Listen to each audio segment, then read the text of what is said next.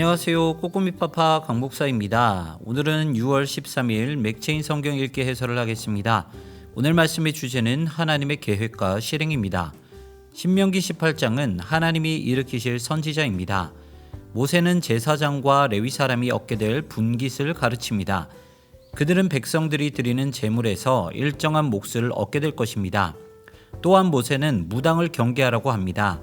당시 고대 사회에서 유행하던 점치는 행위가 가증함을 분명히 말합니다. 하나님의 말씀은 하나님께서 택하신 선지자를 통하여 주어질 것입니다. 그러므로 백성들은 무당이 아니라 하나님의 말씀을 가지고 선지자의 말에 귀를 기울여야 합니다. 본문에서 나오는 선지자는 예수님이십니다. 예수님은 왕이시요 제사장이시요 선지자로 이 땅에 오셨습니다. 그리고 하나님의 말씀을 친히 전파하셨습니다.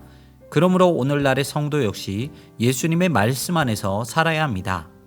이사야 45장은 고레스 왕입니다. 하나님은 고레스 왕과 함께 하시겠다고 선언합니다.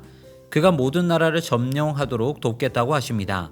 하나님 밖에는 다른 신이 없다는 것을 알리시기 위해서입니다. 토기장이신 하나님은 역사를 당신의 뜻대로 이끄십니다. 그리고 그 통치를 통해 이스라엘을 구원하십니다. 본문은 하나님께만 힘과 능력과 계획이 있음을 말합니다. 하나님은 백성을 위해 모든 것을 준비해 놓으신 분이십니다.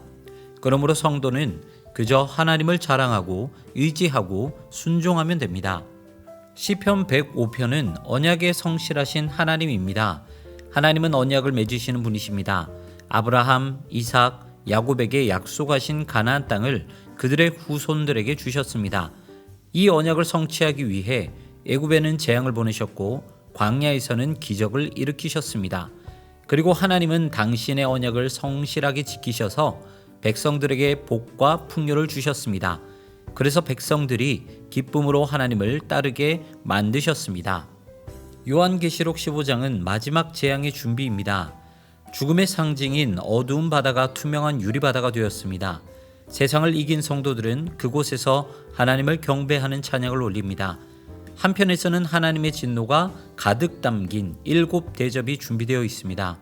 이 환상은 다른 본문의 환상과 같이 미래를 보여주며 현실을 격려하고 있습니다.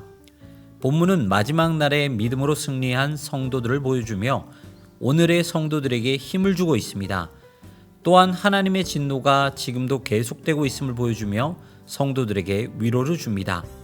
이처럼 요한계시록은 미래를 알려주는 단순한 성경이 아닙니다. 그 미래를 통하여 오늘을 믿음으로 살도록 격려하고 위로해주는 성경입니다.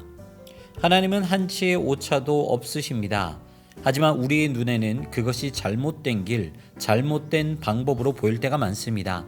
그래서 우리에게 필요한 것은 하나님의 신실하심을 있는 그대로 믿는 것입니다. 우리를 순적한 곳으로 데리고 가실 그분의 계획과 실행을 온전히 믿는 것입니다. 오늘도 그러한 믿음을 가지고 승리하시는 여러분 되시기를 소망합니다. 지금까지 꼬꼬미파파 강목사였습니다. 내일 다시 만나요.